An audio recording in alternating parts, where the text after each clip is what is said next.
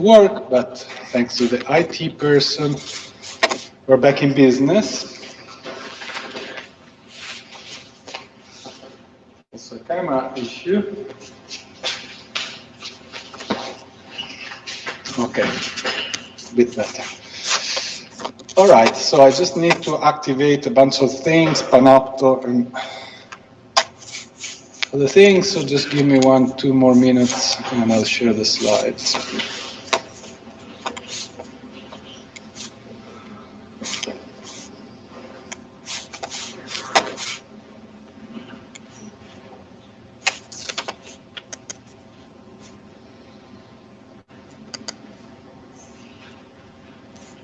Okay.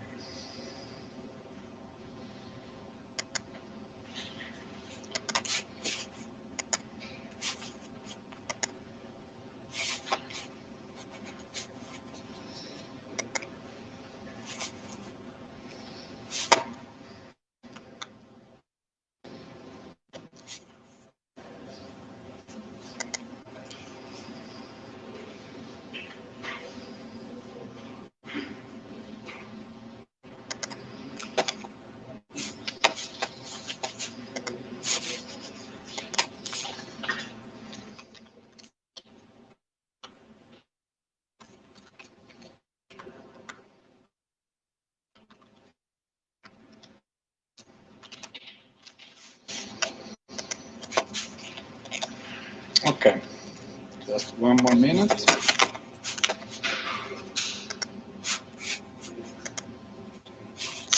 Okay, so we're back online.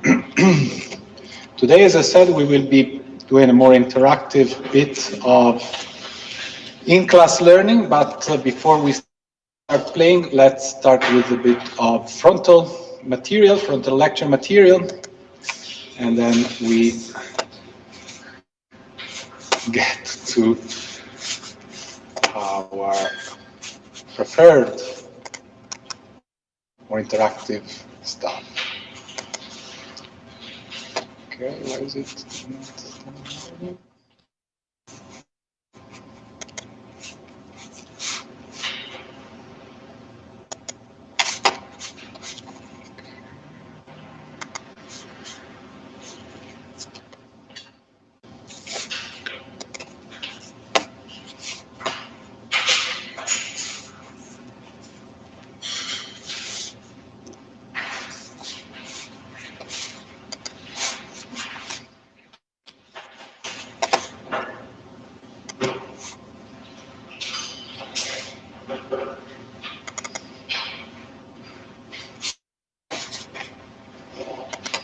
Okay.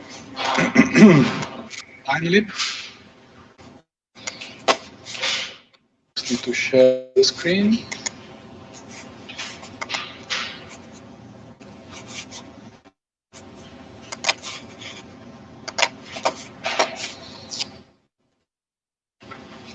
And we're up. Okay.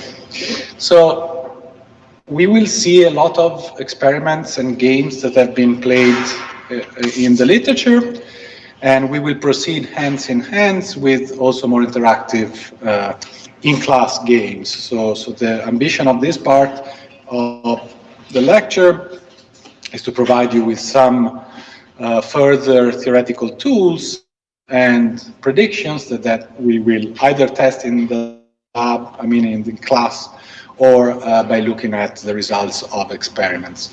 So this is a long set of slides, so we're not going to cover all of it, but I want to refresh our memory on some key concepts before, as I said, we play them together.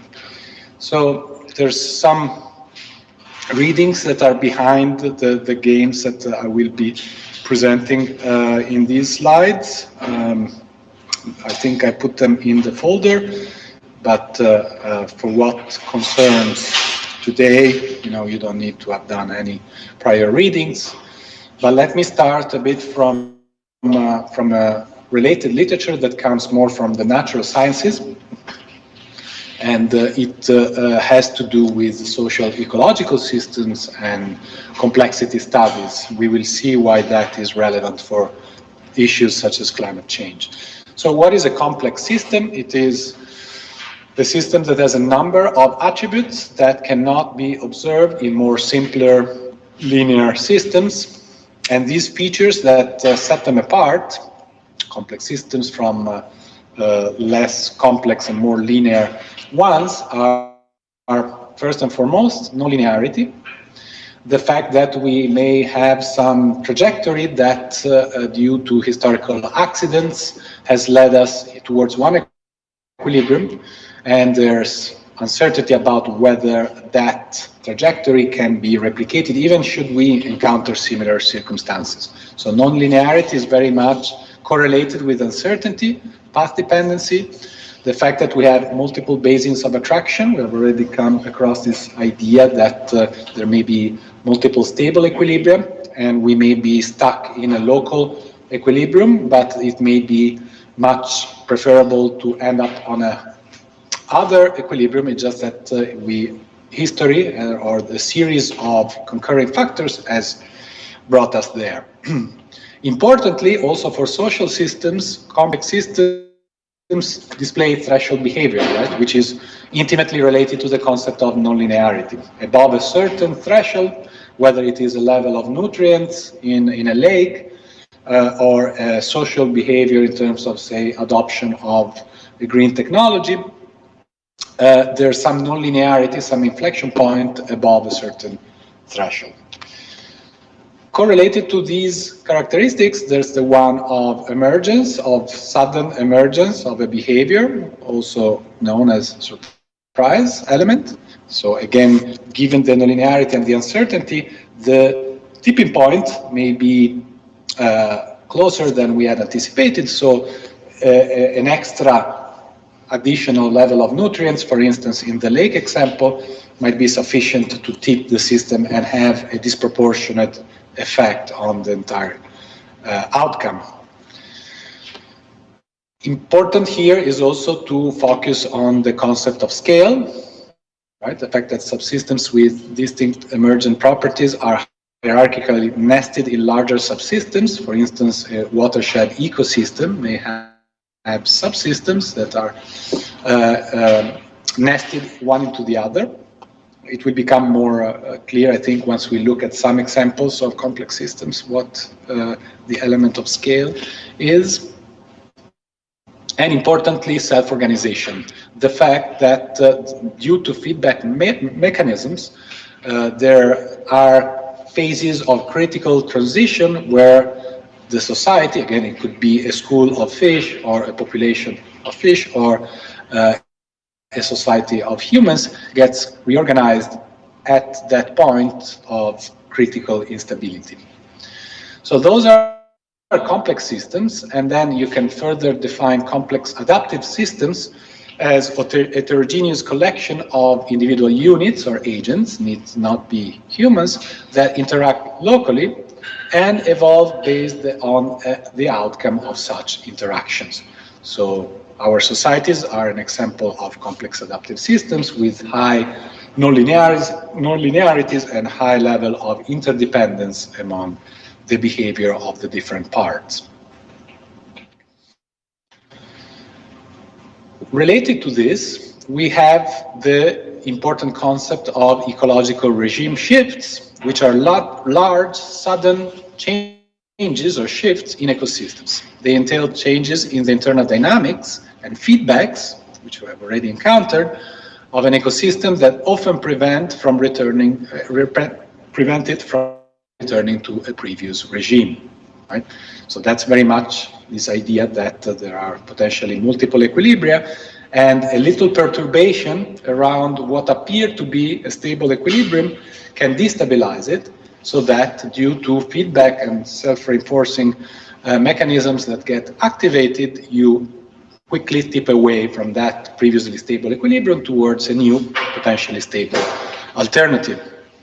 Regime shifts typically result from a combination of gradual changes. In the example of the pesticides or nutrient load, an additional marginal addition of this loading in an underlying driving variable, combined possibly with an external shock such as a storm or fire. So this is important because it also captures the interference of humans on ecosystems. Maybe you don't need both. It may suffice that you have just gradual change or that you have a big shock, but oftentimes the two are necessary. So a gradual change, a trend in, say, nutrient load coupled with some shock, and that may perturbate the system and cause it to shift to a new regime, which oftentimes, at least in ecological systems, is not good news, because it means you transition to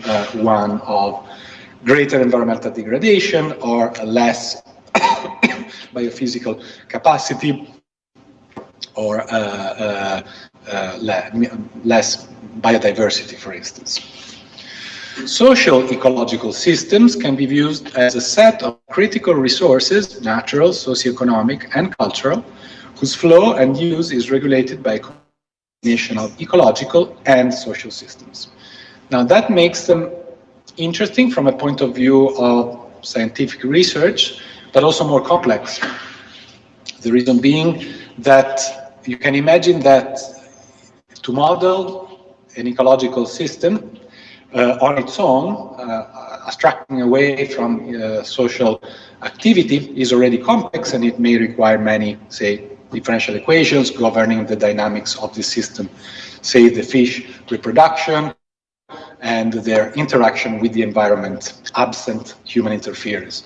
Now, if you bring in social dynamics, social systems, you also need to capture those, possibly with differential equations or some form of mathematical representation, which is itself not trivial, right? The way we impose, for instance, harvesting pressure on the resource, depending on population growth, depending on technological development, etc. So you need a set of equations also for that behavior. Once you couple the two, of course, it becomes even more complex, because you need to look at the two sets of interacting parts together and how they potentially reinforce behavior, leading to this multiplicity of equilibria. So that's the social ecological systems part, and of course, when it comes to common pool resources or even global problems such as climate change, you need to capture both the social and the ecological system dynamics. Please interrupt me if something is unclear, or if you have any questions or comments. So in order to fix ideas about what these regime shifts really are in practice and what the part played by humans in driving them or in destabilizing a previous regime towards a new one, oftentimes, as I said, of lower environmental quality, let's look at some in succession, beginning with lake eutrophication. You may or may not have heard about it, but the idea, as depicted here on the left-hand side, is that you have a gradual change in terms of nutrient load, where excessive nutrients from fertilizers are flushed from the land into rivers or lakes by rainwater. So when we talk about plantation owners using their or producing bananas and having a negative impact on the fishermen, the idea is that this economic activity is building up through pesticides and other chemicals, is building up nutrients into the lake ecosystem. So that's step number one: human-induced and increasingly large amounts of loading due to increased activity, more tons of bananas being produced. That leads plants to flourish in phase 2. These pollutants cause aquatic plant growth of algae, duckweed, and other plants. So that's a sort of first stage of change in this ecosystem, which is shortly after followed by algal blooms, which is a problem because not only it may not look particularly nice, but more importantly, it leads to oxygen depletion. Algal blooms prevent sunlight reaching other plants. You see in this schematic representation, the plants and oxygen in the water gets depleted. That's step number 3. Then there's the fourth step: decomposition further depletes oxygen Here we have decomposers and nutrient precipitate into the bottom of the lake, depicted here, that plants are broken down by bacteria and decomposers, using up even more oxygen in the water. That's another drag on oxygen, which is important to support fish life in the lake. And that may lead to a new regime where the ecosystem pretty much dies due to suffocation, you may think of. Oxygen levels reach a point where no life is possible, fish and organisms die. So in that situation, you say that the lake has flipped to a new regime of eutrophication, which is more or less what it looks like here, with this carpet of algae on top and no life form supported. The lake flips into a turbid state, and it's very difficult then to reverse it. That's why it is a regime shift, because oftentimes these positions are irreversible unless you find a way of somehow tipping it back to the previous equilibrium, but that is very difficult to do in practice and certainly requires human intervention at a large scale.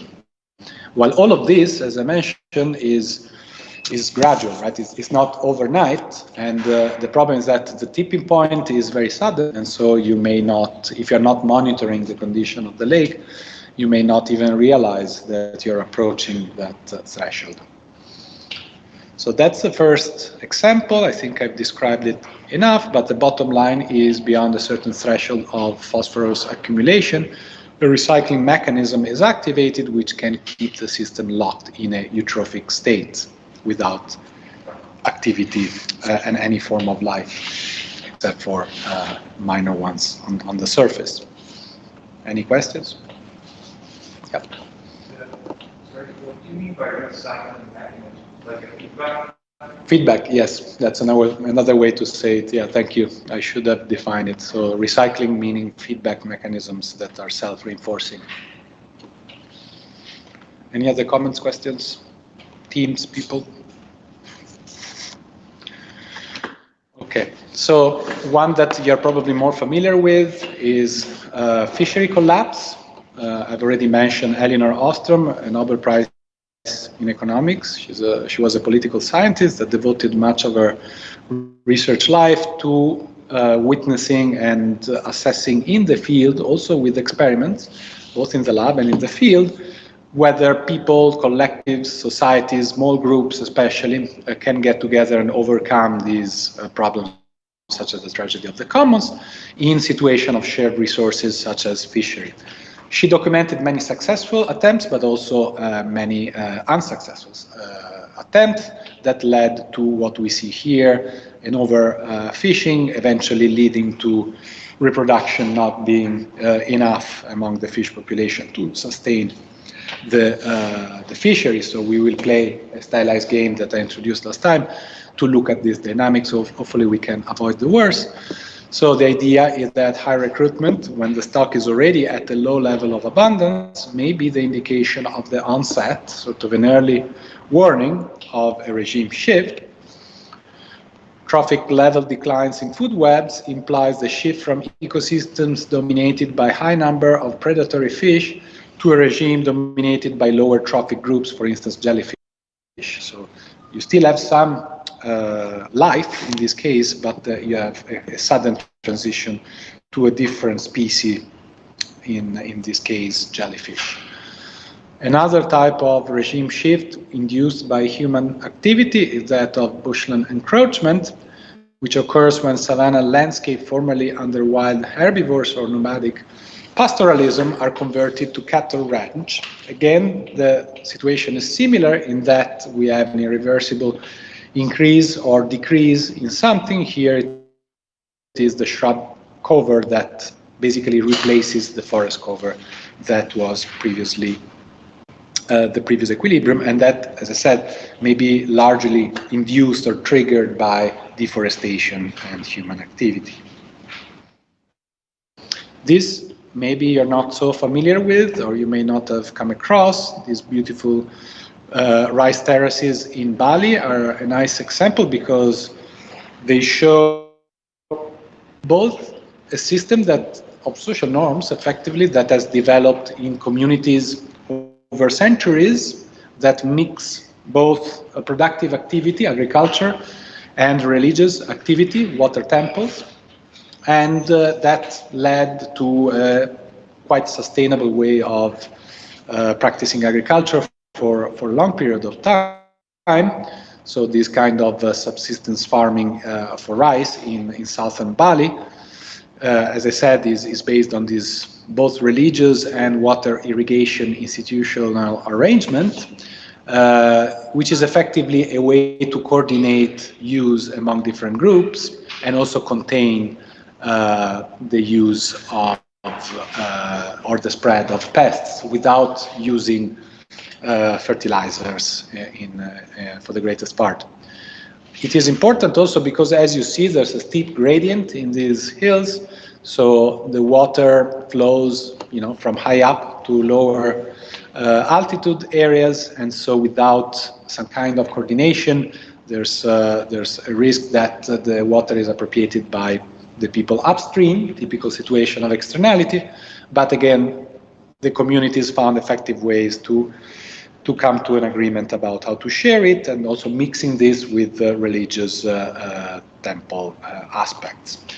During the 70s, the Indonesian government decided to carry out so-called Green Revolution, which is basically a technological package pushed by, I think, the Netherlands at the time, consisting of high-yielding rice, much use of pesticides and fertilizers to increase productivity. So the water temples in many of these places were restricted from regulating water distribution. So you have a disruption of the norm, and this kind of interference, of course, is not within the system, but it comes from outside. That led initially to an increased productivity, but soon problems arose regarding water distribution, so these sharing agreements about how much water to use, and also pest outbreaks, leading to the recognition of the functional role of these water temples in managing both factors, so that the restriction to not use the water temples as a way to administer or allocate water was lifted. But you had already destabilized a functioning equilibrium or regime, and not everyone decided to go back. A fraction of the farmers decided to continue using this technological package. Negative effects of this farm level shift in practices are soil degradation and increased phosphorus input, which of course is not just localized to those farmers that use it, but due to the proximity and spillovers and externality issues that we're so familiar with, affects also those that are restricting and not using heavy amounts or at all pesticides. Another one that I think we are more familiar with is coral reef degradation that may transition ecosystems of coral reef relatively abruptly from states of beautiful and very biodiverse coral reefs as depicted in the top picture to, again, collapse of biodiversity and reduced, if not death of this ecosystem. And this is about the species basically dominating and a shift to a situation of algal dominance, of algae taking over other life forms. Loss of diversity and structural complexity, which is mimicked and clearly depicted by the more colorful photo up there, are triggered by a series of factors, all contributing. Overfishing is one, pollution, disease, but also climate change. Coral reefs are very sensitive to temperatures, and the seas are warming relatively fast already. Questions, comments?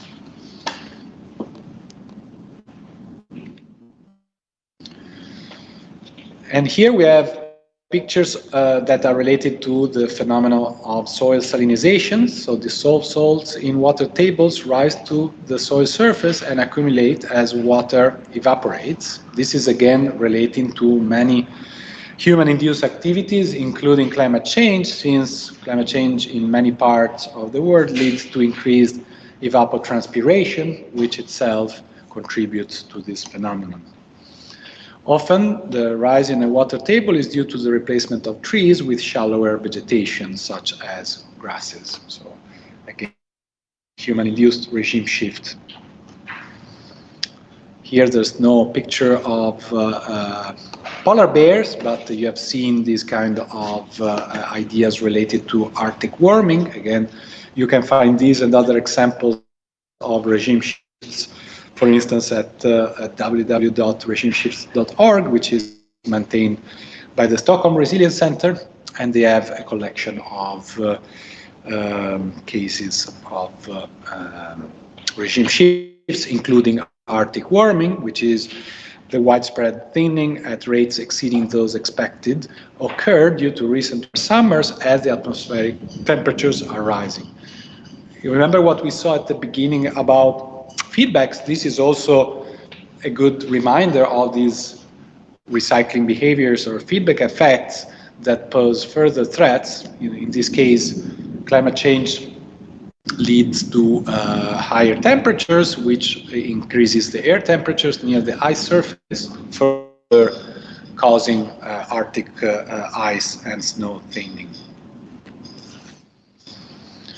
One way to represent all these thresholds, these so-called planetary boundaries, has been advanced by Jörn Rockström, who's at the Stockholm Resilience Center, and colleagues in Nature already in 2009, and they're continuing to work on these issues, which is just one way basically to classify and assess in quantitative terms our impact on different ecosystems.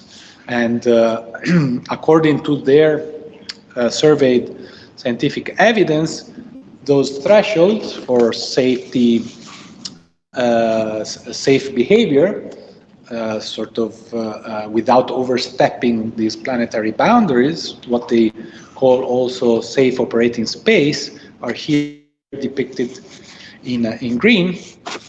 And as you move away further outside these rings, that's bad news in terms of a risk induced by these different drivers on different ecosystems or problems. So they break it down in climate change, ocean acidification, stratospheric ozone depletion, and a number. There's the phosphorus cycle related to loading, global freshwater use, land use change. Here we are doing better.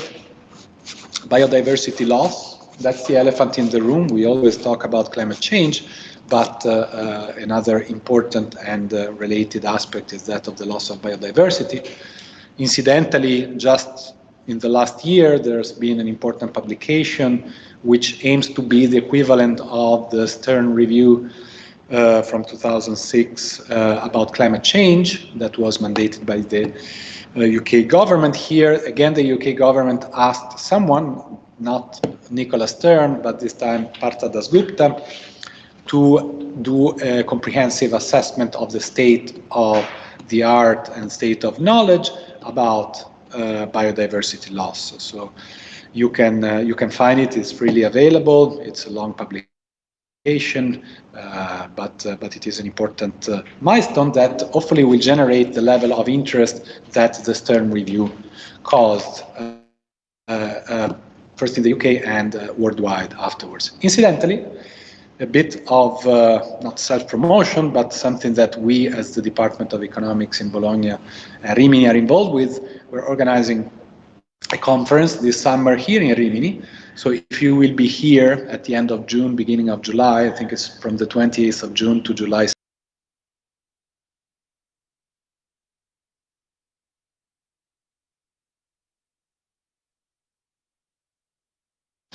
around 800 people presenting academic work, and we will have incredible keynote speakers, a Nobel Prize, Lars Hansen in economics, and Partha Dasgupta, Sir Dasgupta himself, the guy that did the review about biodiversity loss, among the keynote speakers. So if you are in the area, you might want to attend at least some of this.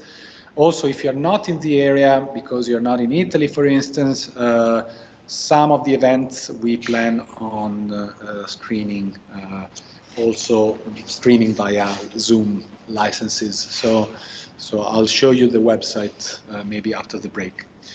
Just to say that there's many planetary boundaries, and we can identify thresholds for safe operating space. This includes also chemical pollution, although some are more hard to quantify, and atmospheric aerosol loading, also difficult to quantify. I'm sorry.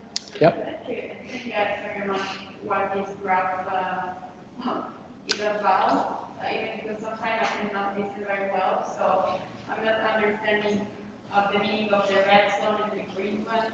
Yeah. Maybe I will read first the reference that you insert there.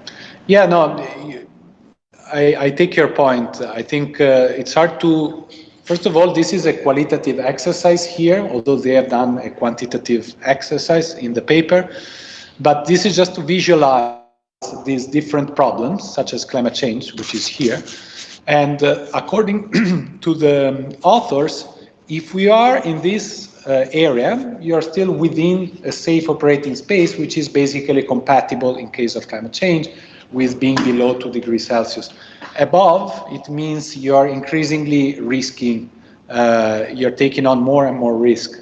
So what this tells us, without, since we have no numbers here, so we're not making a quantitative assessment, but we can easily grasp that at least on 3 counts, including climate change and especially biodiversity loss, we're well off target in terms of what is deemed as safe by the authors. Of course, you might ask, okay, but how do they define safe? There's a lot of assumptions that go into it, and we don't really have enough time to scrutinize the entire paper, and also this is very much focusing on the technology and the nature side,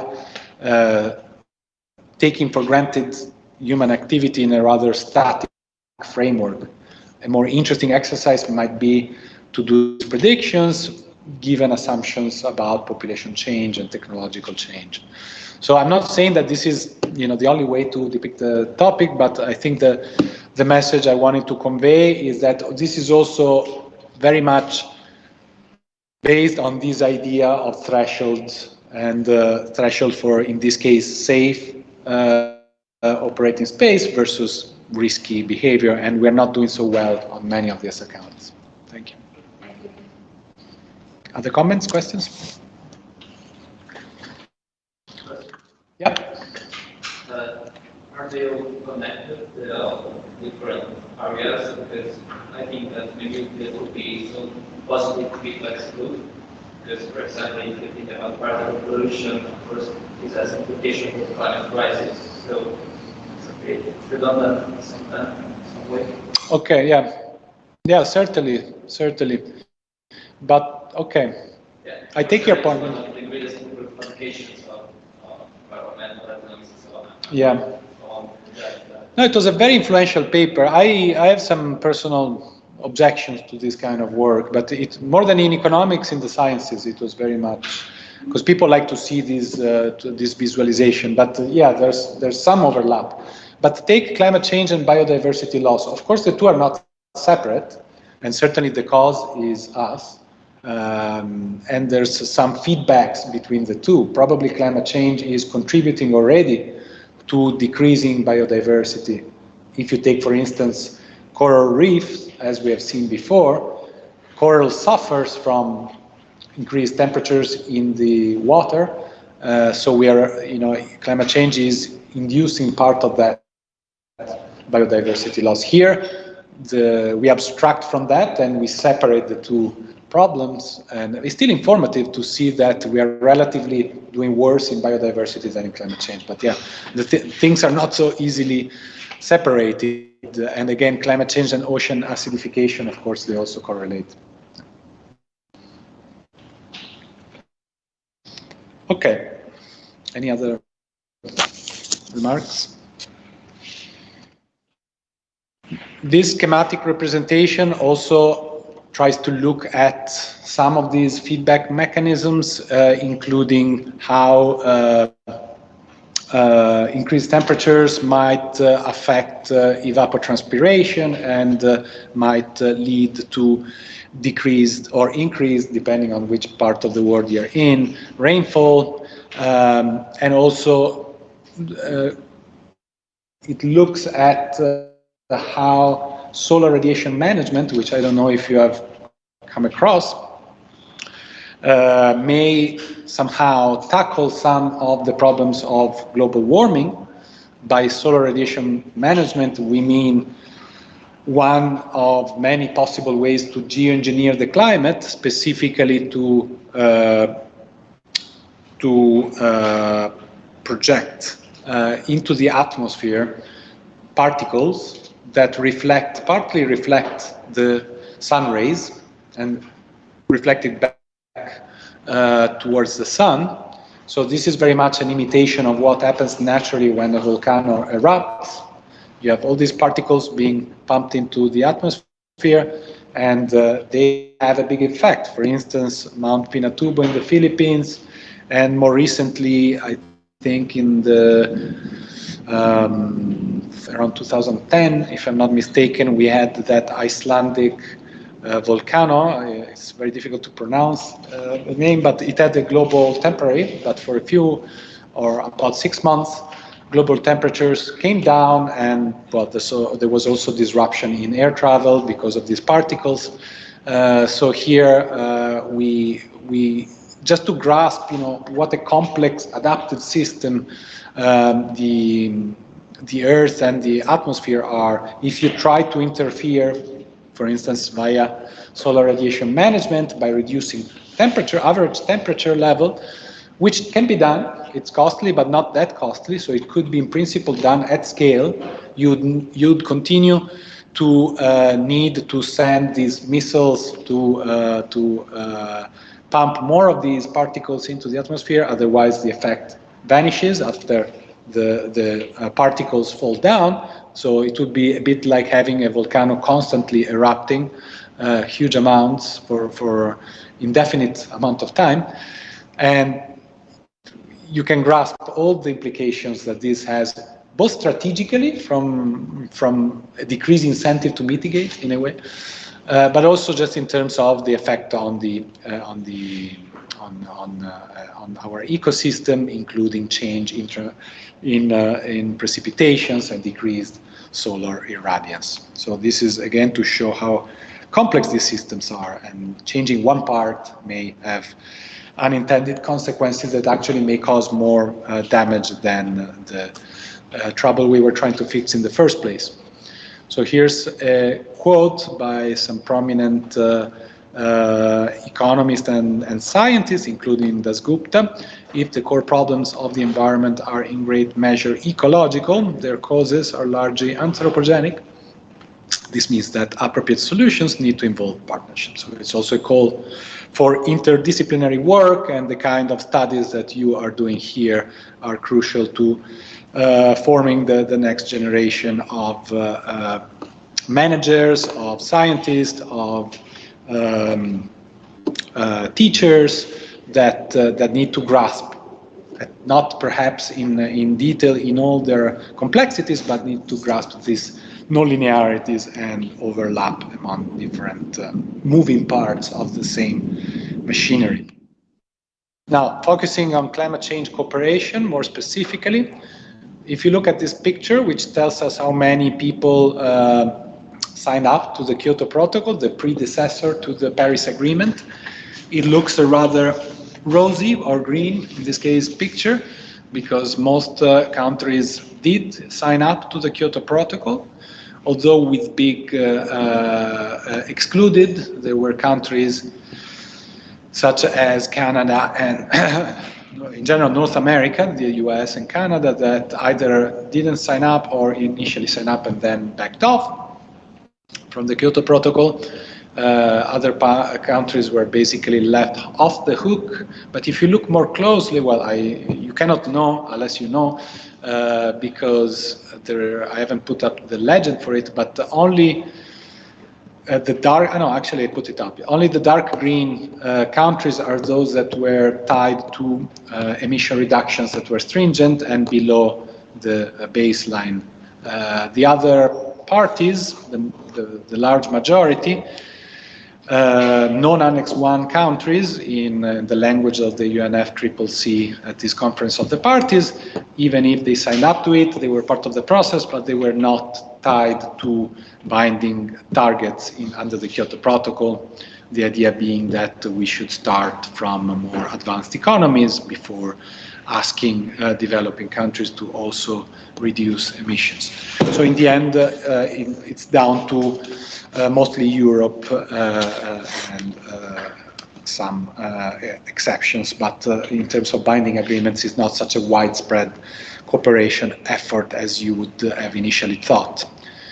So this is even clearer here, where I put it in black, and those that agree to actually reduce below business as usual.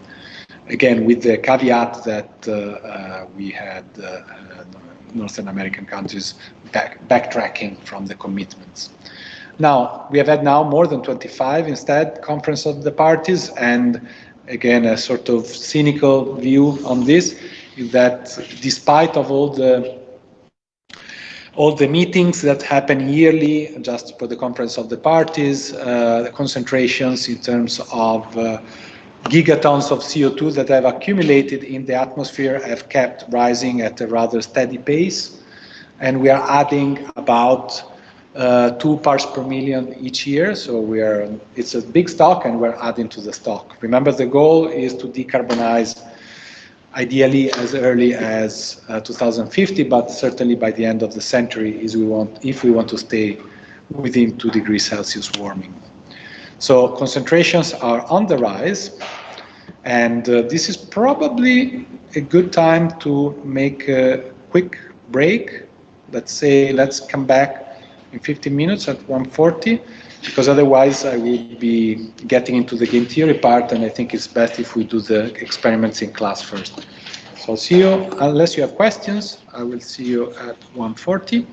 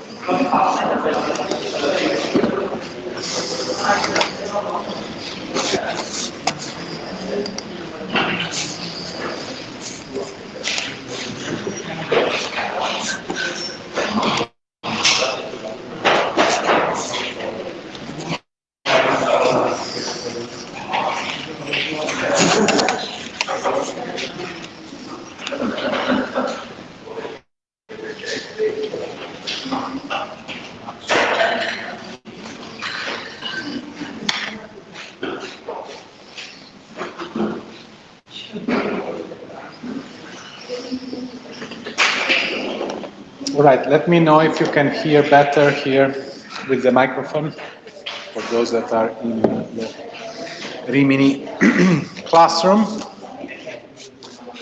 So here I put up the website for the ERI 2022 conference. As I said, it will be held from the 28th of June to the 1st of July here in Rimini at Pala Congressi.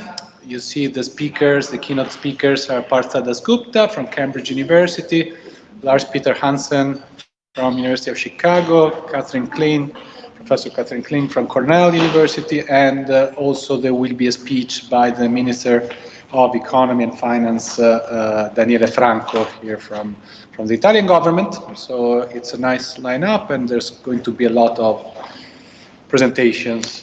We do not have a final program yet because we have just been overwhelmed with around 1,300 paper submissions, but we have program overview to give you an idea of when things will happen. In gray, you have the keynote speeches and the big announcements in the plenary auditorium. And there will be also some high-level policy sessions featuring central banks and high-level people in the afternoons. So it should be an interesting effort. Feel free to reach out to me if you want more information. Also, maybe Anna Montini is also involved as a local organizing team member. So she can also advise perhaps on ways, maybe we can find a way for you to get some credit in terms of, I know that you have, unless this has changed this year, in past years you were required to attend a certain number of seminars for some kind of credit, so maybe we can make this part of the scheme. This has to be somehow agreed with Anna, but I just wanted to let you know, since it just happens to be here around the corner. This is 10 minutes, Pala Congressi is 10 minutes walk from here. Yep. Professor, is the microphone on? Because, yeah. Okay. Should I speak closer? Is it better? Yeah. Okay. Sorry. I generally don't need to use it, but okay, I will, because if I drift away, let me know. Thank you very much. Okay. Okay, so that's enough about the conference, unless you have questions. Otherwise, with your computers or tablet or mobile phones, if you could go to www.moblab.com, that would be fantastic, because then you can sign up. Again, you don't need to install anything. It's a web-based application, and it's not free, but we have a license that allows you to participate freely. So you can quickly sign up.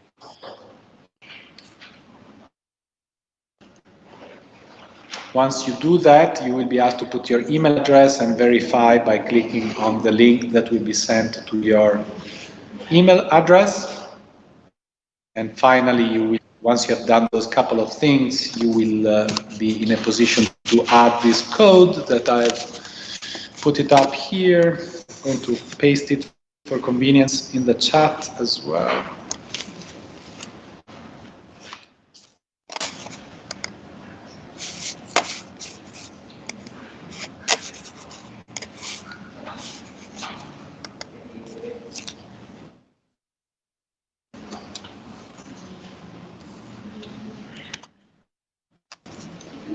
Okay, it's a little bit big.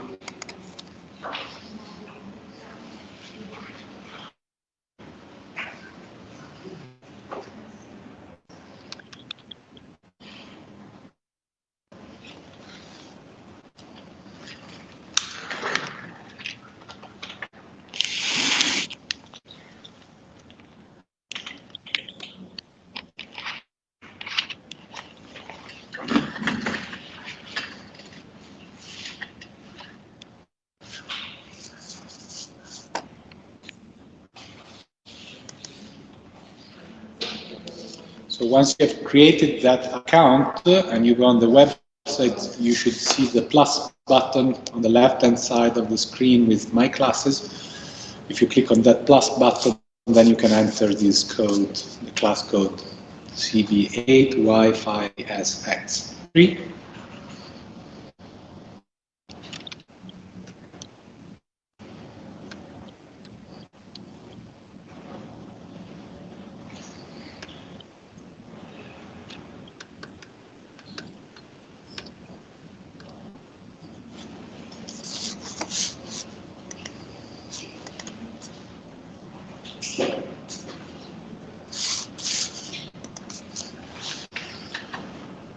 Were you all present yesterday? Otherwise, I need to quickly go over the instructions.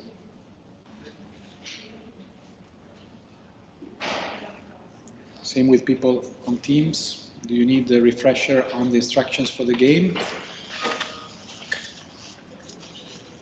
Or can we play it without going over the instructions?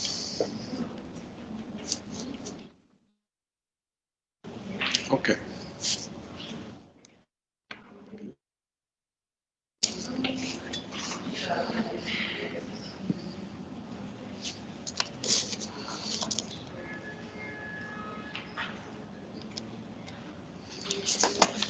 In the meantime, I'm going to go to MATLAB myself.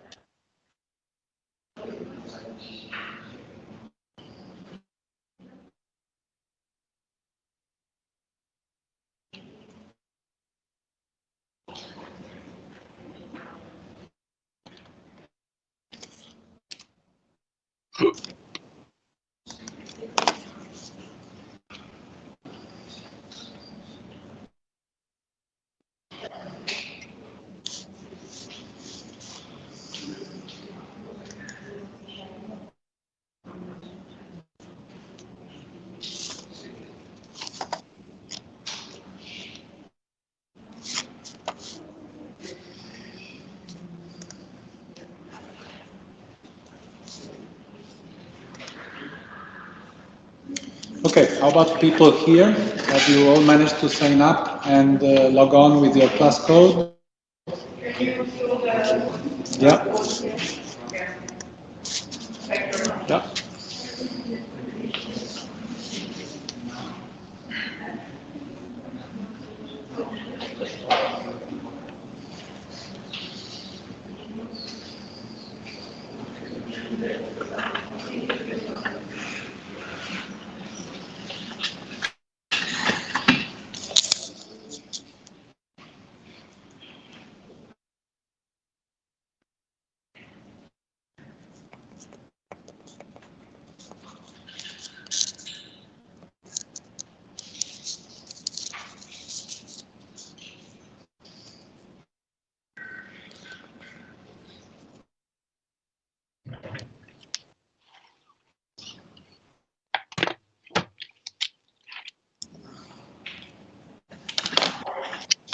Okay, so success here in class. How about on Teams? Is everyone on the platform and signed up?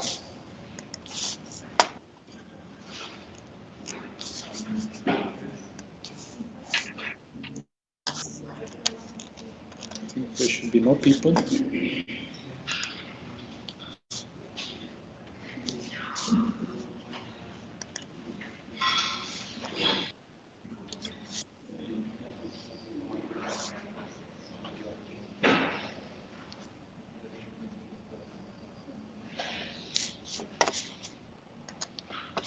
Okay, so while I wait for the last ones to to be ready to play, we will begin with the water purification project that I described yesterday.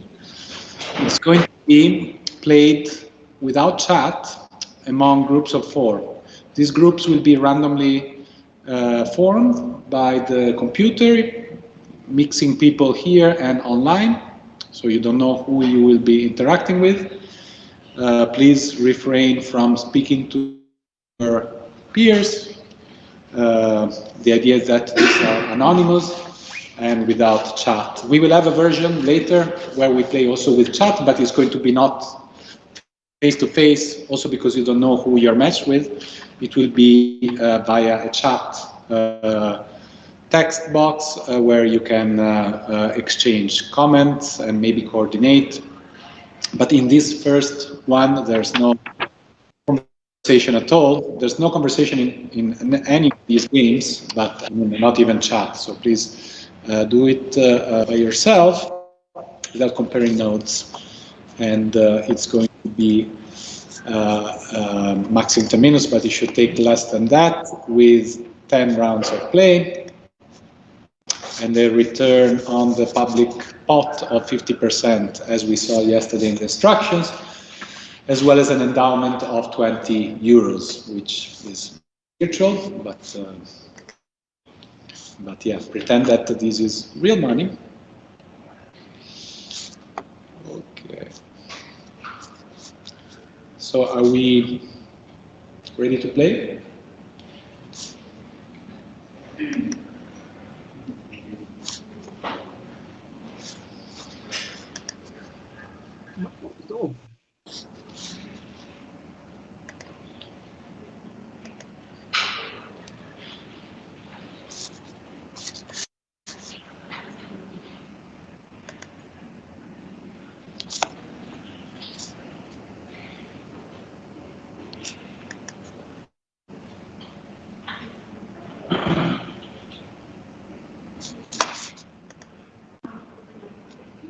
Okay, now your computer should be prompting you to start, so groups should be forming now. So be sure to be attentive in front of the screen, because otherwise you'll be blocking others from joining. If in the end some of the group may end up being, say, with only 2 or 3 humans, I will add robots to those groups, but first we should have a good amount of human groups. Can we begin? Yeah. Because some groups are already able to play, so if you can, go ahead. If you can't, it doesn't mean there's a problem, it just means that you're waiting for others to join.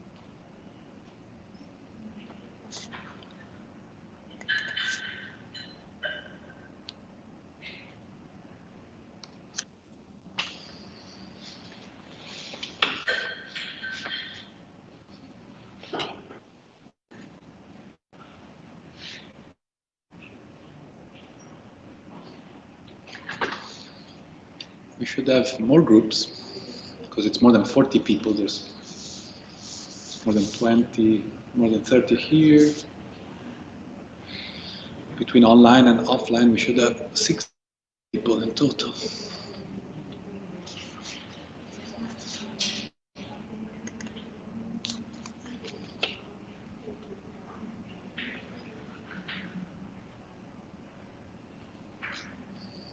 Just let me know if you cannot start the game.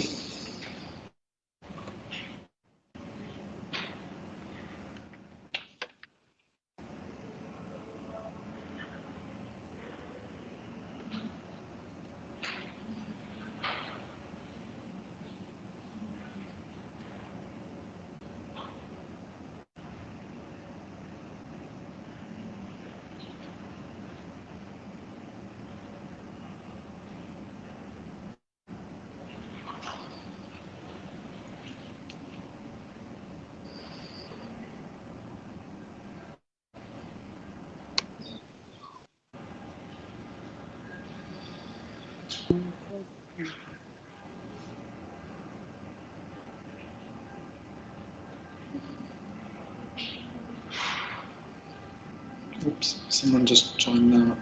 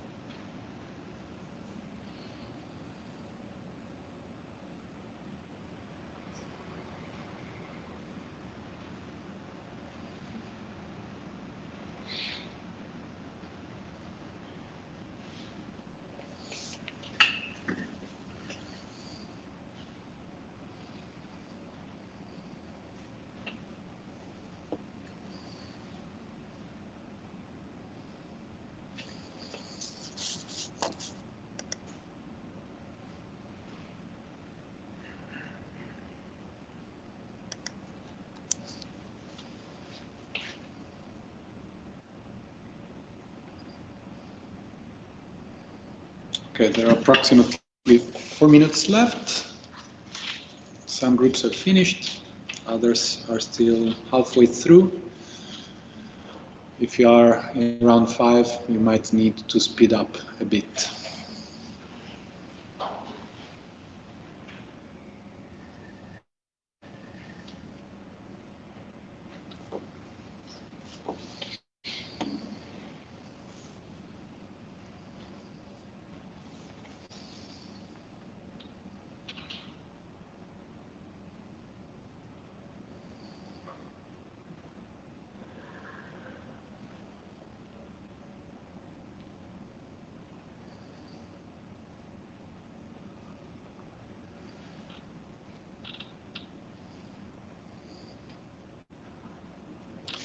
Okay, for the person only joining now, you will be able only to play a few rounds because there's only 3 minutes left, and I have to match you with bots playing, I think. So you will be facing rather selfish players. Sorry about that.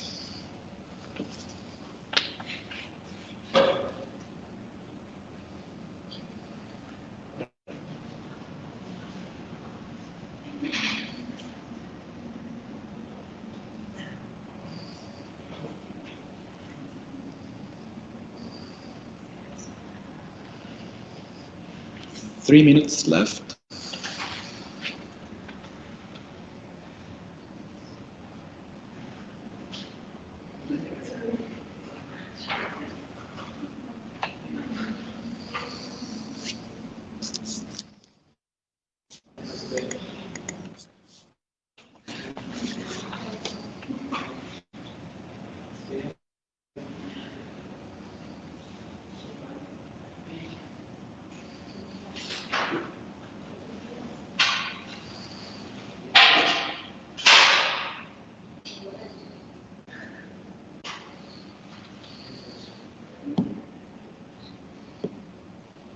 Two minutes.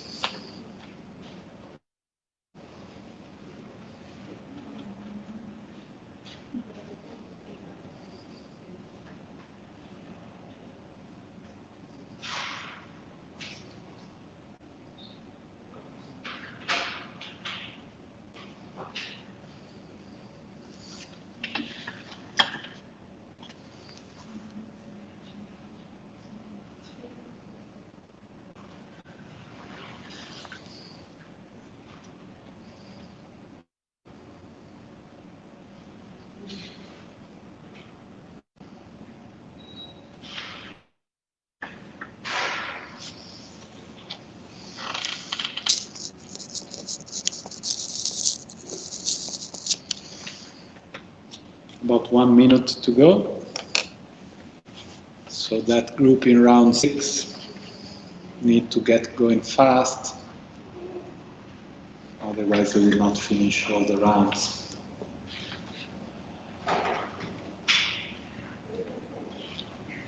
I will show you the results after we play this version and the version with chat, so you will be subject to much shaming if you perform poorly or too selfishly, or if you have been exploited. No, of course this is not the point, but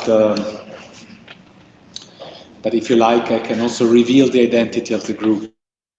So you have to play keeping in mind how information may be revealed and become public. 30 seconds to go, 3 rounds to go for group number 7.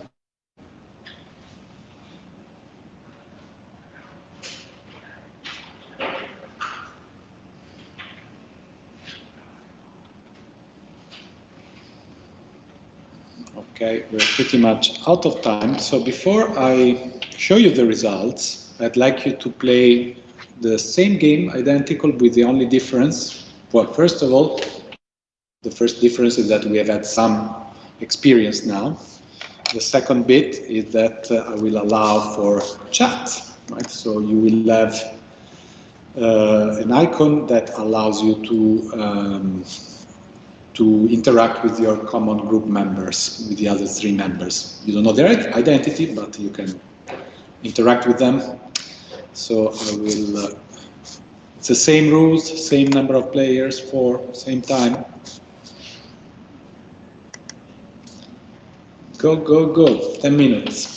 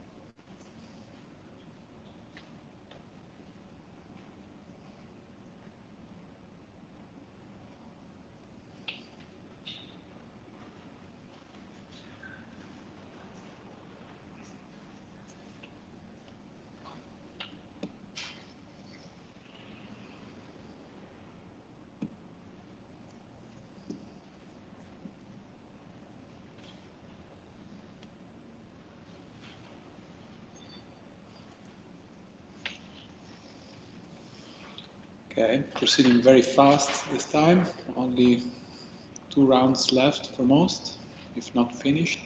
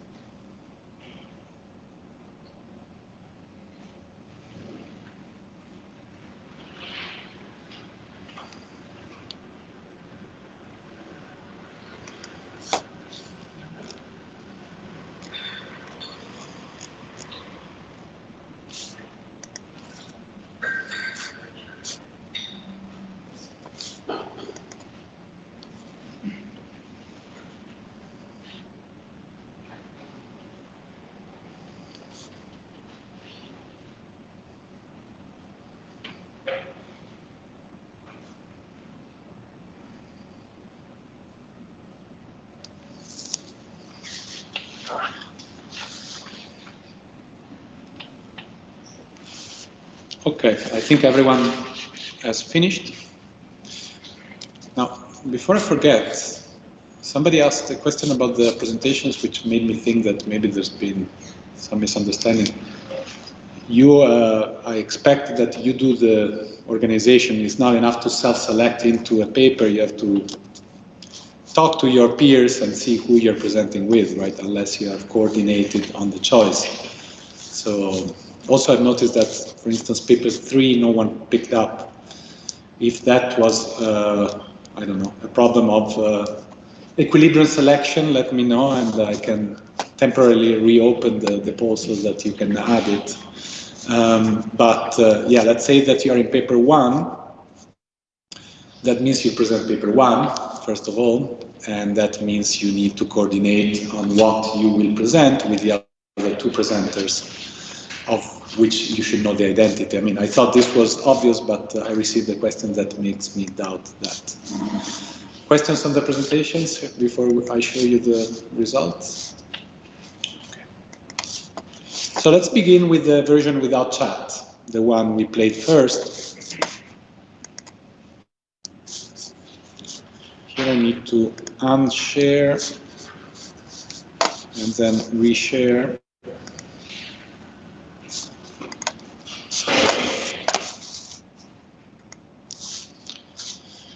Okay, so what happened in this game? We see this is multi-round summary. Let's recall that the group size is fixed at 4. There's an endowment of 20 in each round, and you get this positive spillover from contributing to the public good, meaning half of it comes back to you from each euro invested by others as well into the public pot. So if you look at individual contributions, this seems to be rather stable, at least in terms of mean. So here you have in pink, you have the mean value, and then of course, this is the distribution, right? Because of course the mean only tells you that on average in round 1, all groups, there were 12 groups. I should mention that group 11, and especially group 12, were mostly composed of bots playing the selfish Nash equilibrium dominant strategy. For the other 10, I think they were all human. And on average in round 1, you contributed 40%. So the maximum is 100%, meaning 20 euros. So most of you gave, I don't know, 8 euros in the first round. That went up some, and sort of stabilized there around 50%. But we see there's also a tendency to increase also in range, so you have been experimenting more. So for instance, here the average was 51%, but if we look at the distribution, there were people, ranging from quite selfish to close to 70%. Now, on the right-hand side, we see the median group, right? What, if you take those 12 groups, compress that dynamic into one observation per round, it tells you that you increased and stabilized. That's already something, right? Because we know that that is not what we tend to expect without communications, especially, and without peer punishment and other mechanisms to promote cooperation. So, congrats, because you resisted, the defection tendency, which ultimately is negative for the entire society. There's variation, so we have the highest contributing group is this one in green that actually went up quite a bit from round 1 to round 4, so in round 3, 66% average contribution. I don't know why it's not liking round 4. And then you come down a bit and then back up and stabilize at around 80%. So this group was very cooperative. Group blue was the least cooperative, but it didn't decline. The typical slide towards 0 didn't happen. It just liked that 30% level and pretty much stayed there. Of course, this is masking, right? Perhaps some of you know who you are. We're trying to, be more generous or to break this low cooperation cycle, but you probably saw that the other 3 were still free riding or not contributing much, so you went back as well to contributions around 25% or just above in the last round. Now this is the multi-round summary. Of course, we can focus on each individual round. Let's just do 3 ones, the first, the middle point, and the last point. So this tells us the choice by different, so the percentage of players that chose one of these strategies. So free riding, you see there is 6.25% stubborn free riders that gave 0 in round 1 at least. There's, I would still call them relative defectors, but not as bad. 25%, so there's about 25% that contributed. So 1/4 of each group on average had people giving between 1. This is of course because there's only so many choices. We have lumped them into this bin, so it could be just giving a tiny bit all the way to 1/4 of your contribution. The model response, so most people went for this. About half, just about half, gave between 26 and 50%. And then we have 15% being generous, more than half of the endowment, between 51 and 75%, and no one gave between 76 and 99, although we have 2% that gave the entire amount in round 1. That's round 1, quite experimental. Let's see, for instance, round 5. Similar, actually, I don't see, maybe there's more ultra cooperators, 6.38. You see that now both of these are similar peak, 40% and 36% choose these 2 strategies. And then if we look at the last round, generally is considered to be the least cooperative.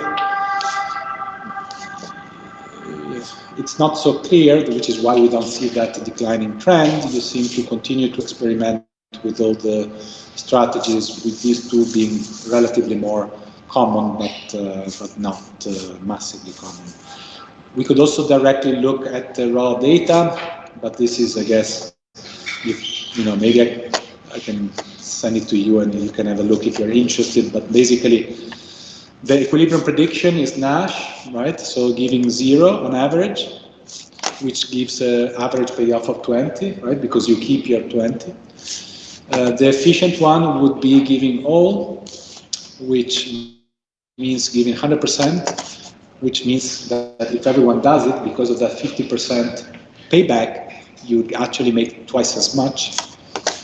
What you did on average, all 12 groups, including those 2 that were mostly algorithms, is somewhere almost exactly in between, right? So you were in between, in the middle point between the efficient and the equilibrium. You gave half your endowment, 50% or so, and you made on average 30. Of course, if we were to look at the different groups, you would see quite a bit of variation over time. This is for round 10, but we can compare. We can look at other dynamics. Now, let's see if it lets me compare with the version with chat rather than looking. Yeah, here it is. So now, can people on Teams see? Yeah, it seems like you can still see it. So chat did do some magic, it seems. So not only you started off well, even in the version without chat, but after having experienced that version, when you played the version with the chat, you took advantage, it seems. I cannot disentangle experience. So if we were to do it more properly, besides you being in cubicles so that you have less of an opportunity to look at others, and also another difference is that you would get paid at the end, but also we would randomize. So some people would do the version without chat first, like you did, and others would do the version with chat first to see if the amount of the change in behavior that can be induced to the presence of the chat and the amount to learning. Here we cannot do this control comparison, so I'm assuming for simplicity that learning didn't have an effect, which is probably not a good assumption, but if that was correct, that would explain why on average groups contributed much more on the right-hand side when chat was available. Note also that not only you contributed more on average, so you started at more than 50, unlike before that you started at around 40, or just below. But the trend seems to be even more clear in increase. That's the first observation. But another important observation is that you experimented more. So you have people, and look how concentrated it is in the top part of the distribution. So the exploration in the bottom part between 0 and 50 is almost absent, while here, still most of the exploration was above the initial level, but not much above 50, right? Most of the exploration was below 50, while here you start at 50 and you tend to not only increase on average, but many people giving 100%. It seems like the message that you can make more money by giving more, especially expecting reciprocation. So my bottom up looking at this data is that maybe because we have discussed about it, but there seem to be many conditional cooperators here, and when I say here, I mean here and online, and that there was learning, that the chat certainly helped. I don't know what you wrote to one another that I don't see, but whatever you wrote, it seems to help coordination, even if it is a cheap talk, right? From an economic perspective, your message, if you said, let's all cooperate, let's assume, and give the most, you still have an incentive to defect and hope that the others are the cooperators and you can take advantage of them. But most of you did, in fact, cooperate, again, with some degree of heterogeneity. That heterogeneity is very clear here. Note that the blue group is unlikely to be the same. It could be. We can reveal that information if you like, but most likely it's a different group. In fact, it is 100% different because there was a new rematching in the second experiment with chat, so it's very unlikely that the very same group was randomly selected. Anyways, These people in the lowest contributing group started off at 0. That never happened before. Even the least cooperating group started at almost 30%. Then, interestingly, you tried. So it's not like this is not a group made of 100% stubborn defectors, but there's an attempt to break away from that cycle, from that equilibrium, which seems to work, reinforced by possibly some conditional cooperation. Then there was a bit of a dip, though, in round 4. I don't know what happened, if communication broke down. But then you managed to again bring it up to the maximum that this group managed, which is almost 40%. But then you see a slide towards the penultimate round, and then in the last round effect. This can be rational to go all in and be selfish in the last one, but there was a negative trend from before. That's the lowest contributing. This is the average. You see it's different from the one without chat. There's more experimentation, more fluctuations, but sustaining quite a solid 60% in most rounds in the second half. Another interesting way to break this data is to look at first half versus second half, because you might expect there being some experimentation in the early rounds, and then you sort of stabilize on the equilibrium. This is the most cooperative group. It's interesting because this, again, is not a group of stubborn cooperators, right? You start off tentatively with 63.75%, but in the next round, most people switched to contributing more, to the point that on average the contribution was 80%, and that kept increasing until you reached 100%, which is, as we have seen, very efficient because you make most money and you stayed there. So this is very good equilibrium selection in terms of payoff.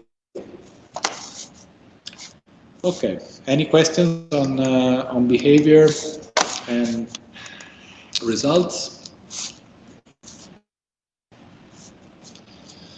Okay, I will not go into how each specific group did yet, because before getting that to influence your behavior, it might be good to play a different game.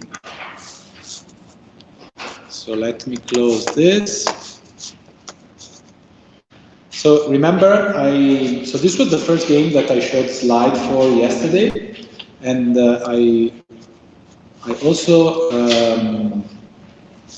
showed a slide about a variant that is the threshold public goods game, also known as discrete public goods game. The provision only happens if you reach the target sum. So the rules are very similar. 4 players, 10 minutes max, 10 rounds of play.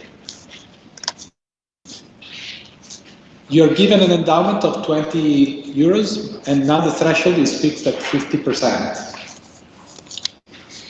As we saw in the slides yesterday, the return on the public goods is different, is 30% here. So there's less of an element of an incentive in a way to be cooperative, but still, for each euro you put in the public pot, 30% comes back. It's still this idea of the cleaning up of the local water supply as before, and the rest of the rules are the same. Okay, let's play. Sorry, just a question. Yeah. So if we don't reach the threshold, then is the money given back to us, or we just lose it? I think this is, so let me just check. This should be without a rebate, so the money is lost. Good, thanks for pointing it out, because it does make a difference. In fact, you know, if we have time in the future, we might play it again with a rebate. So without a rebate, right, you're making it, you know, very silent in a way, because anything, you know, the worst that can happen is that you get to 49%, and that money is lost. Yeah. The threshold is 50% of the sum of all the endowments? 50% of the endowment, right? Good point. This is a repeated a one-shot interaction. So in each round, the threshold is 50%, but it's not a dynamic game in the sense that you look at the last round, how much groups contributed. It's each round is a self-standing game. So 50% of that round. If you contribute as a group more than 50%, provided, otherwise not provided. No rebate. Any other clarifications? Very good. I don't understand why this is still showing. Okay. Okay, so let's start. Again, 10 minutes.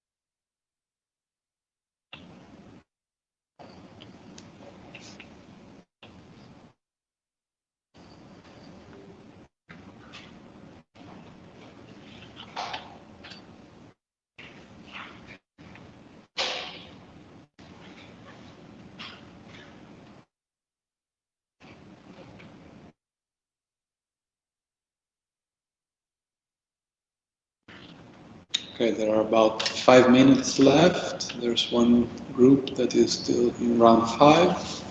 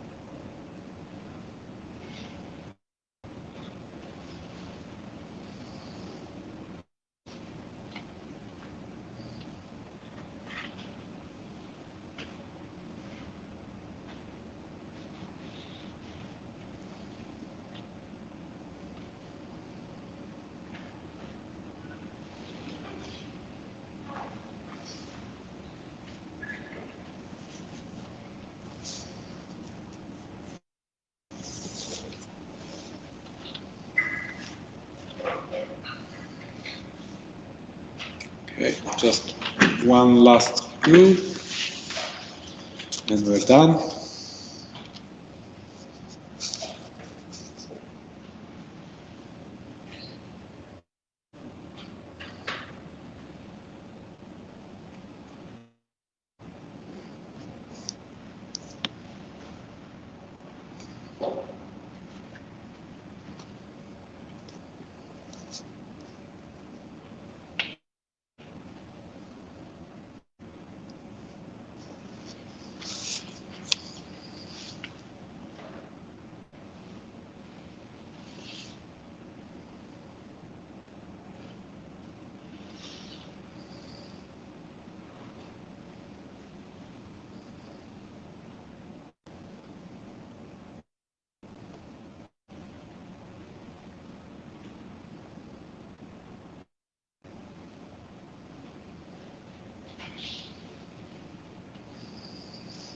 Of course, here I deprived you of the ability to chat with others, but that could be also implemented in this, which may be very important since it's a coordination game, unlike the standard public goods game that we played for the first 2 games.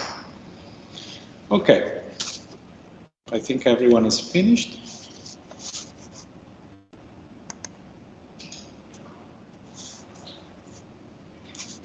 So let's look at results.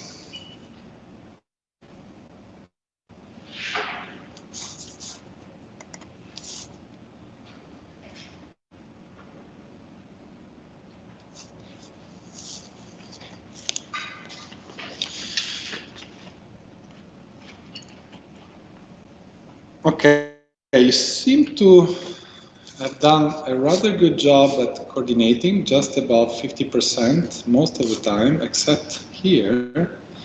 There's a disappointment. Of course, this is an average, right? You see how much variation there is, but in the last round, things broke apart in some groups.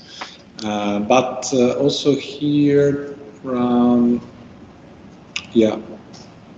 7 was identical to round 10, although there was less variation in terms of the distribution of groups, with one group giving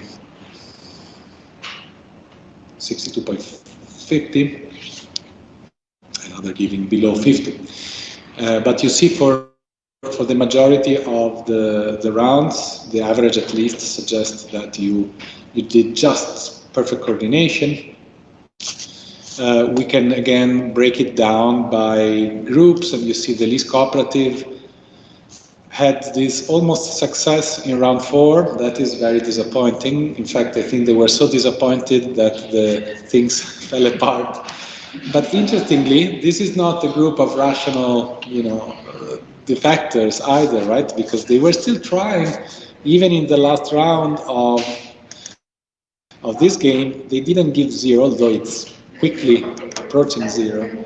So at least one stubborn cooperator seems to be there. I don't know if we can look into that, but what happened here is that in the last round they gave 12.5, that's way off, 12.50%, that's way off from 50%. The average, as I said, is just above the threshold, except in the last round, and yeah. And then this is the super cooperators. They do very well. They don't experiment much. They don't go up to 100%, but always above the threshold. And in fact, in this type of game, you're not incentivized. There's no rebate, so you're not incentivized to give at the 100% level. So again, let's quickly, since we're running out of time, have a look at the dynamics. Round 1, this was the most popular choice, above 50%. Round 5, even more popular. Round 10 should be a bit less, yeah. Almost each strategy of these 5 are equally popular. Let's see about midway dynamics in terms of raw data. So the average contribution over all groups is 55%, and you see there's a bit of variation in payoffs over the various groups. And here, of course, here, why do we see it 4 times? Because each of these is one player, right? We're not revealing the identity yet, but we see that some people give 0, some people give more than 50%. I think this is between 0 and 20. Yeah, so 20 being the 100% level of cooperation. There's many altruists, there's some selfish behavior, quite a bit of heterogeneity. So you might be interested in knowing how you did in terms of scoreboard. So let's quickly go back to the first. So this is the linear public goods game without chat. So I can either keep it like this, but it's not very informative. It tells us that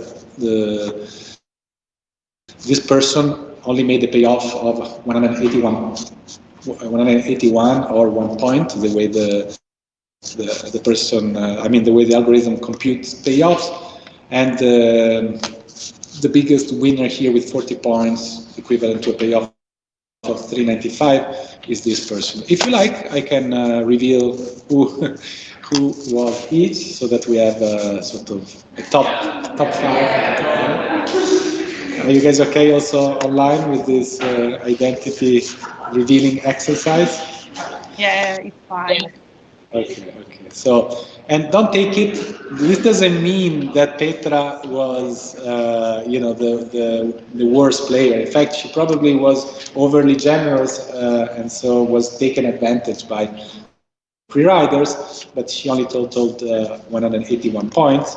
So I'll go relatively quickly because we do not have all day. But of course, the more up, the better you did. Which, of course, again, is not about how you played only, but also how the rest of the group played. So if you were surrounded by cooperators and you free rode by defecting, probably you're high up. So maybe the high up people are not the best. I just don't want to give a value judgment.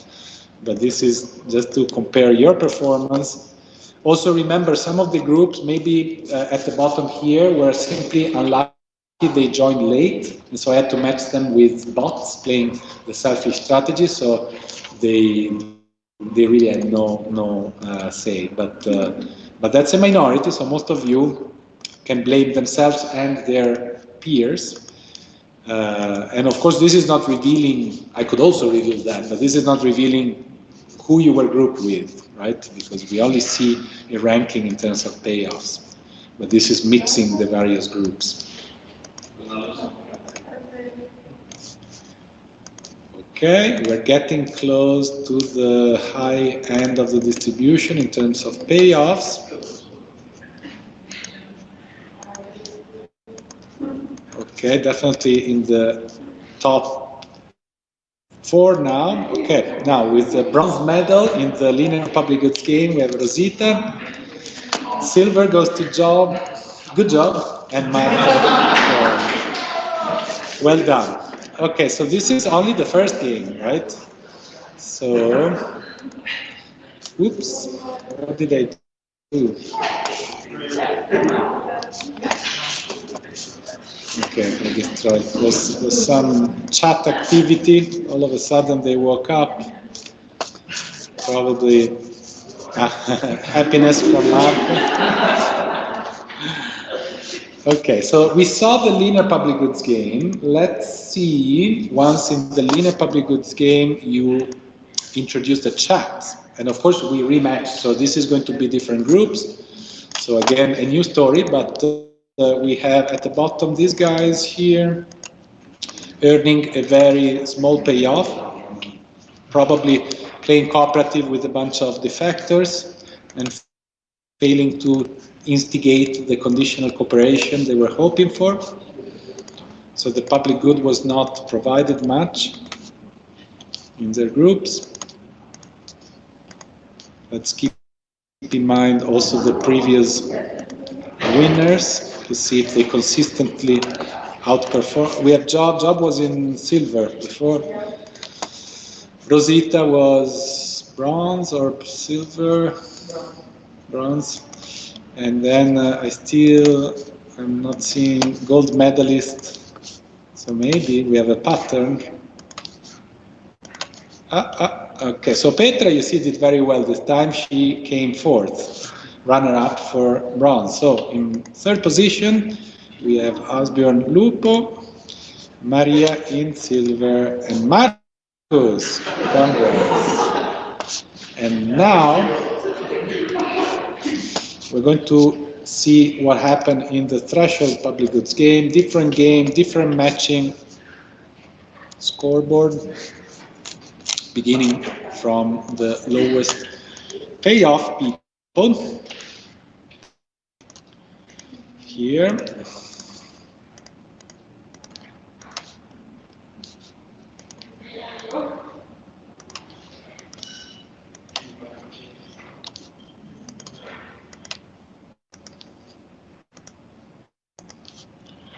Okay, now we are in the middle of the pack.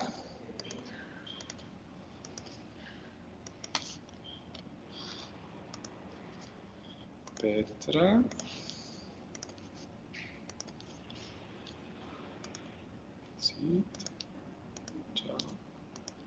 Okay, now we're in the high paying area, right, with 212 points. We have in bronze position Sofia, Marcus again, silver this time, and Alessia, congrats. All right, we're out of time, but I hope this has been instructive about your peers, how cooperative or non cooperative they may be. And I wish you a nice rest of the week, and I'll see you on Monday next week.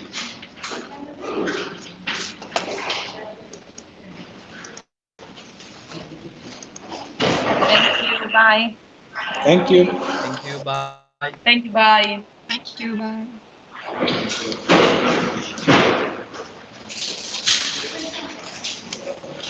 Bye-bye.